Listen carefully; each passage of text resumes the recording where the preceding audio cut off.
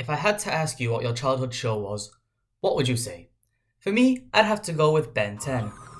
This show was my childhood, and I remember watching the show as new episodes rolled out, being shocked when the 11th alien was announced, being scared of Vilgax, and being surprised when Ghost Freak left the watch. However, with a show as popular as Ben 10, would inevitably come a game. In fact, each show in the series got 2 games, but today we're going to cover the second of the OG Ben 10 games, that being Ben 10 Protector of Earth, as I don't own a Hyperscan, and I don't think I ever will.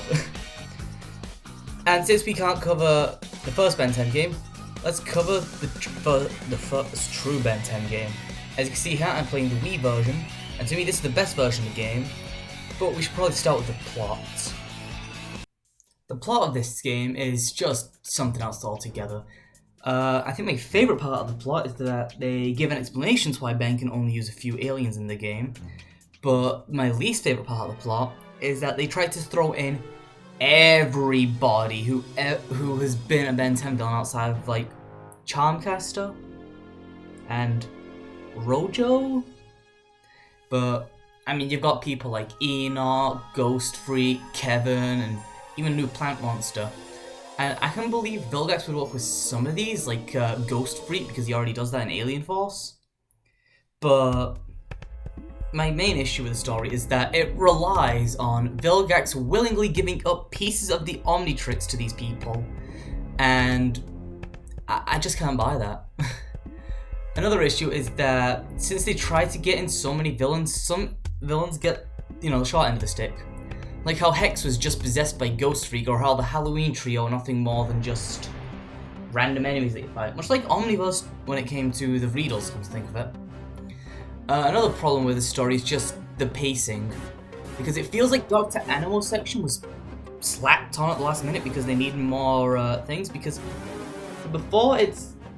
there's kind of no plot there other than Animal kidnaps Gwen, go save Gwen, find out they're on the same list, and then go to the government? It's confusing.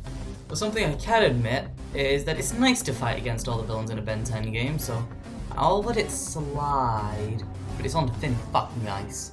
Another weird part of this story is that Ghost Freak and Vilgax use their future forms from Men 10,000 and some boosted to scare.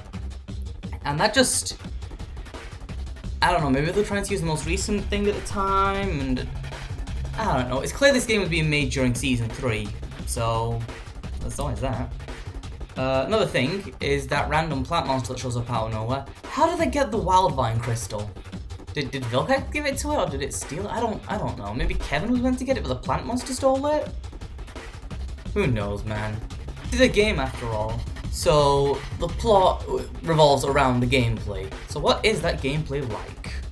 Now then, as for that gameplay, I think it does a really good job at capturing the Ben 10 experiences. Each of the 6 playable characters play differently from each other and have unique movesets to help in combat and traverse through the levels. Ben is obviously the weakest, but he has a dodge roll and is short so he can get through the occasional obstacle. Heat Blast has his fireballs and lingering fire effects, meaning enemies get damaged over time, as well as the ability to absorb fire into himself. Four Arms is strong, can push blocks, and that is about it.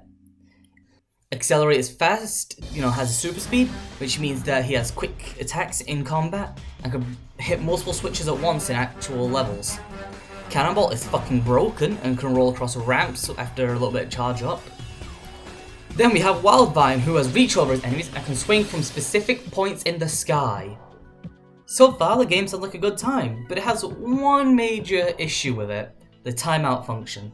While a classic feature of Ben 10 that makes sense to have in a video game, it becomes an issue when you're forced back to human and have to dodge roll, but the dodge roll doesn't have any iframes, or the same goes for blocking against most attacks, so Ben can't do shit other than run and hide for his life.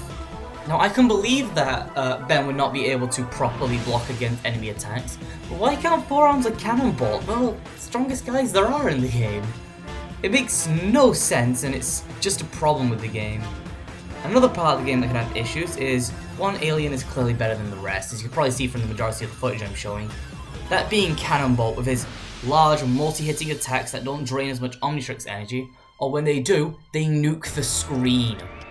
However, one thing I can't deny about the game is that it's just plain fun using all the aliens in combat. And using them in the levels helps to make them feel different, something the combat already does. Meaning that no two aliens feel the same, and Ben, you know, despite only having a few segments to himself, still has segments to himself, which is more than other games would have in the future. But with that over with, we should probably talk about the presentation and console differences. Now, the game has a unique way of animating the characters. Well, whenever they want to move the character's face or eyes, it's just a texture they move around, which is pretty good for a licensed game like this, as shown by the next game in the series, Benton Alien Force. It makes the game have a unique style, and it stops the game falling into the uncanny valley. Can't say the same about the visuals of the game, as well, it looks like Ben 10. The models are definitely dated and show their age pretty well. Which just makes me question, why wasn't this game on 360 or PS3? Those consoles have been out for a year and 2 years at this point, but I guess that's just what happens.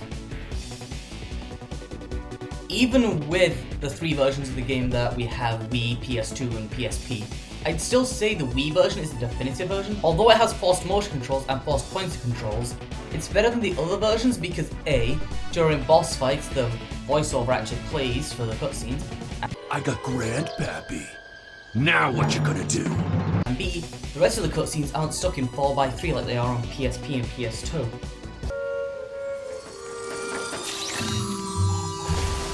Diamond Head shards!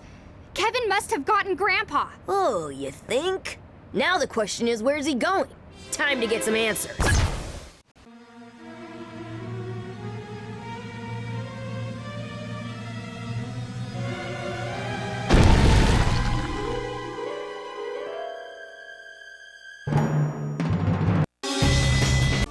Now I understand why they're in 4x3 on PS2 because that's just how the PS2 works. But why is it 4x3 on PSP? That screen is 16:9 by default. I don't get it, but I'd still say go for the Wii version, even if you can't turn off the motion controls. However, the DS version is a completely different game, being made by First Playable Productions and being a completely 2D side-scroller, with 3D models only being used for Ben, the aliens, and the enemies.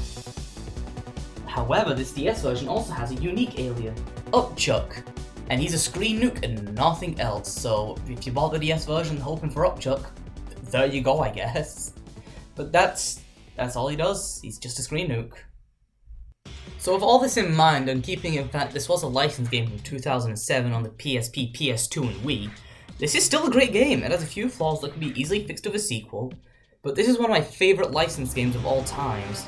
But the Ben 10 train continues for over 16 goddamn years. So join me next time we'll take a look at the first Ben 10 Alien Force game for Wii, PS2 and PSP, and let's hope it can improve on the solid foundation this game has already set. But until then, take care, bye!